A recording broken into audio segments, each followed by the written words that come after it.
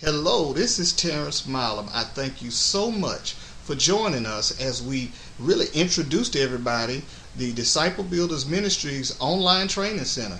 We're so glad to kick it off with this evangelism and discipleship training. We call it the Last Commandment because we believe that when Jesus left here, he gave us his final instructions, and those were the Great Commission, which was to go into all the world and preach the gospel to every creature. So we just thank you so much for joining us. First, before we get started with the class itself, would like to go into what it is we do here at Disciple Builders Ministries. Our mission is to support Christian leadership by offering training and tools to inspire them and to equip them as well as their members to carry out God's specific plan, purpose, and call on their lives. So we thank you so much for joining us. We're going to jump knee deep into this training program. Now, the purpose of this evangelism and discipleship training is to positively affect the church in regards to evangelism as well as discipleship.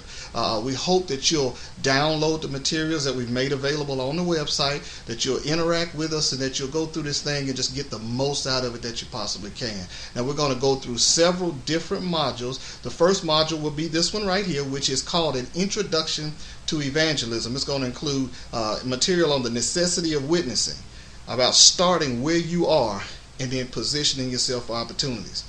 Modules that will follow will have the character of a witness. We'll deal with Jesus as our example as to how we evangelize and why we evangelize.